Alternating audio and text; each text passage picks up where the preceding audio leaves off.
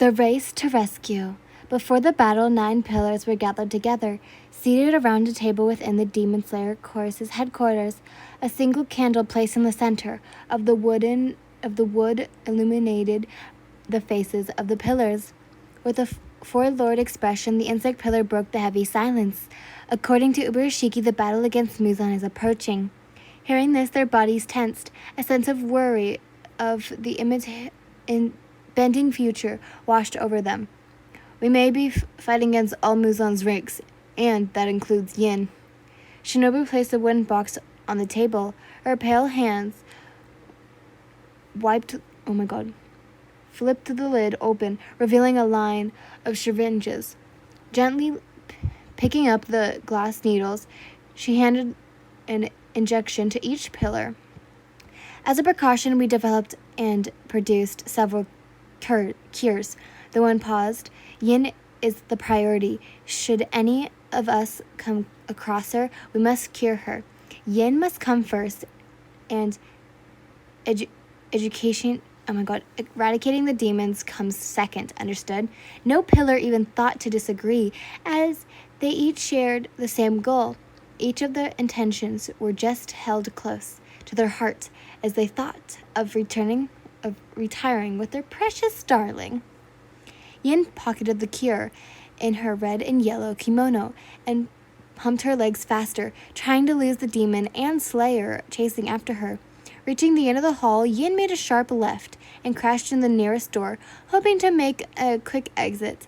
As she burst through the door, 3 pairs of eyes turned towards her. In the middle of the room stood Akaza, a pillar with deep blue eyes, and a Slayer with Hanafu earrings. Her entrance was grand, easily capturing the attention of the men fighting.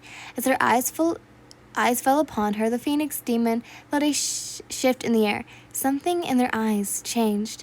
Despite the stoic concentration on each of their faces, the gradual detaching of their eyes were apart, causing a frenzied look to take over their expressions. Those piercing stares were fixed on the new intention, taking in every slight twitch of their muscles. A feeling of dread that was all too familiar to the Phoenix Demon began to prick at her skin, causing goosebumps to litter her body. An invisible pressure crushing in her chest before traveling to her gut. Suddenly nervous, Yin could only stare curiously at the figures. Run, run, run. Her thoughts were almost too slow to catch up with her legs as they immediately started pumping. With both Shinobu and Doma quickly catching up, anxiety filled her body. She trembled as she ran, out of breath yet still struggling to continue. Faster than the 3 men could compare, she disappeared out of the room. Not long after she left, Shinobu and Doma came crashing through in a deadly race. They too quickly disappeared through the door after the Phoenix Pillar. Pausing their fight, Akaza, Giyu, and Tanjiro finally proceed the scene they had just witnessed. Tanjiro glanced at his fellow Slayer, quickly regazing the obsession swirling in his blue orbs, his fingers clenched around his katana, veins appearing across his tanned hands. Realizing that it was his beloved Yin that was being chased, Giyu broke into a sprint. Tanjiro quickly followed after, with Akaza trailing not too far behind. 2 demons and 3 slayers ran with all their might, hopping to each Yin before their enemies. Now, with 5 figures hot on her tail, Yin felt her anxiety increase tenfold. Eyes frankly searching for an exit, she grew more and more frustrated. With a huff, she created a small ball of purple fire. As she ran, the Phoenix Pillar launched with a purple ball of heat behind her. Without looking, the purple ball quickly spread up the halls and over the door, creating a huge wall of fire. The 5 figures stopped several feet away, already feeling the scorching heat. Each second the firewall remained, the more the phoenix pillar was feeling. Slowing down her pace, she made a right turn and came across a strange drop in the middle of the hall. Not even stopping to think about it, she jumped and descended down into the darkness. Just as she appeared down the drop, the wall of fire faded, leaving nothing but piles of ash and a thick smoke. However, the five continued their chase. They were unable to distinguish which area the phoenix demon had disappeared through from the countless changing walls of the Infinity Fortress. The love and snake pillars struggled to defeat the long, black-haired woman sitting on a high platform. Her sharp nails and newly ranked upper moon 4 continually plucked at the strings of her wooden biwa. Amidst their fight, a figure came descending from the sky. The glittering yellow streams of embroidered combined with the red fabric of her kimono created the illusion of flying wings. Yin's sleeve fluttered as she landed near the long-haired demon. Mitsuri's eyes hunted on the falling figure. Her green eyes widened. Yin? All thoughts of the ongoing battle disappeared from the love pillar's mind as the woman immediately springed over to the woman that had just landed. However, before the pink and green-haired woman could reach, the sharp sound of a biwa ran through the air, and the room was suddenly upside down. Mitsuri crashed onto the floor, all air leaving the love pillar's body in several heavy coughs. Despite this, she took almost no time to recover, immediately standing to run to the phoenix demon once more. Nagime's gray fingers were pressed against the strings, ready to change their surroundings, when someone approached from behind her, drilling his hands into her head. Yushiro quickly took over Upper Moon 4's vision. Realizing that her only form of protection had been taken over, Yin jumped from the platform, ready to run once more. However, she could get far. The love pillar crashed into her, arms enveloping the phoenix demon in a tight hug. Yin's body began to heat up, the tips of her finger growing purple as she prepared to burst into flames. Oh, wait! Just as the phoenix demon was ready to scorch the pink and green-haired slayer, the woman pulled away. Reaching into her clothing, Mitsuri pulled out a familiar-looking vial. I have to cure you. The pink and green-haired woman gently placed the syringe in Yin's hands. With them clasped her hands together, watching the phoenix demon with excitement as she waited for the woman to take the cure. The phoenix demon just stared carefully at the syringe within her hands. Lifting her head, she peered over at the snake demon slayer, not far from them. Red and eye-colored eyes scanned the slayer's body, quickly noticing another cure in his hands, ready for use. She glanced down at the one in her hand. So, they all have a cure? Contrary to what the two pillars were occupied, Yin only pocketed the cure. In one swift motion, she used two fingers to hit the love pillars, regenerating her immobile. Anobai was shocked, not expecting her to turn on them. During this motion of shock, Yin appeared in front of him with his breast hitched. At the close combat, he froze. Red and eye-colored eyes studied the white snake resting on the pillar's neck, and Yin felt a subconscious need to grab it. Without even thinking, she pulled the snake off his neck and launched the white animal as far as she could. Obanai's heart felt his heart drop, but remained still, allowing the demon to do it as she pleased.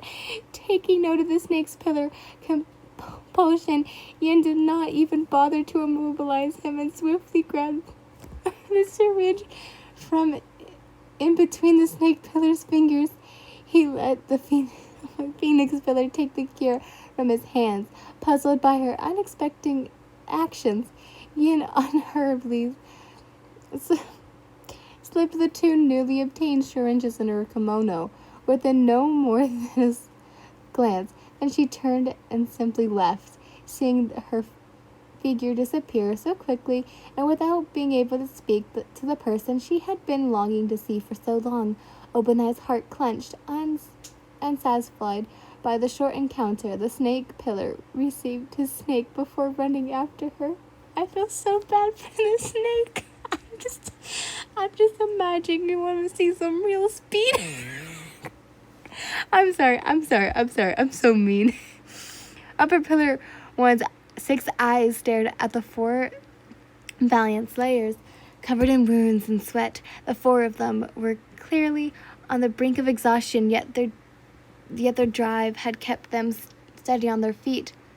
As the 5 fought, the demon slayers grew increasingly frustrated. Kyoba Shippo's was a mind reader, seeing it was seemingly able to predict every single one of their moves.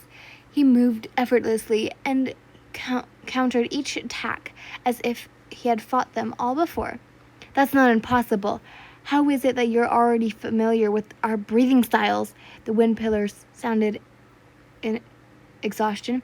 Although the demon's face was stoic, they could feel the pity regaining off of him. It's not difficult, even if your fellow Hashira didn't betray you. You're all quite easy to predict. Betrayed? The slayers scoffed. Someone had to inform the enemy of their most important techniques. A connected feeling injustice spread through the 4 slayers, each of their blood pressure beginning to rise. After all, your breathing styles are just derived from sun breathing. As someone who has battled the original, your breathing styles are pathetic. With boiling anger coursing through his veins, the wind pillar launched forwards, Sanmi controlling his breathing and quickly maneuvered his blade, driving it towards the 6-eyed demon. Kokushibo easily blocked his attack and sent the wind pillar backwards. With a swipe of his blade, Sanemi landed far away, gasping. His sight wavered as he struggled to breathe. As the white-haired man's blurred vision finally cleared, he finally noticed the beautiful woman standing above him.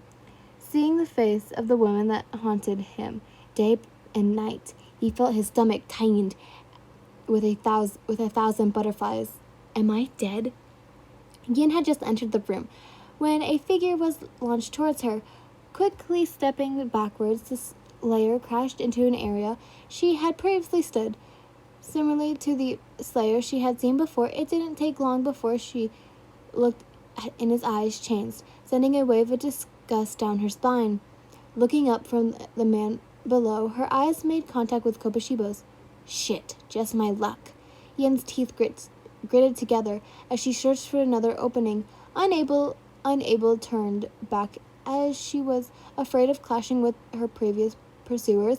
Yin only continued forward. Knowing she was unable to battle the upper moon with her strength, she took advantage of the fight to slip behind him and towards the only other exit. Kokushibo was too preoccupied with dodging the Slayer's attacks to take the Phoenix demon back to safety. As the fight continued, the two of the demon Slayers broke away from the fight. Sanemi could not miss the rare opportunity to finally return with Yin. Despite that, the Phoenix demon was substantially more important. He abandoned his fight and started towards the exit the Phoenix demon had just departed from. The Mist Pillar had the same thoughts running through his head. Even since her sudden appearance, he found it extremely difficult to concrete on the battle in front of him. In an act of desperation, the Mist Pillar allowed Gome and Genya to take the majority of the upper moon's hits, while the others retrieved the harsh ends of Kokushibo's blow. Mitri slipped out after Yin, noticing the 2 slayers leaving to chase Yin, and intent need to protect her overwhelmed his body. Muzan's orders to destroy the demon slayer were temporarily discarded. Kokushibo could never allow those unworthy humans to lay their filthy hands on her. With one strong slash of his large blade, he sent the 2 remaining slayers onto their backs before chasing after her. Once the 2 slayers recovered, they ran as well to finish their battle with the upper moon. With another battle encased, Yin found her trail of pursues growing larger and larger. A Taisho era secret. Obanite traded information on the slayers with the hopes of eliminating competition when it came time to bring back Yin.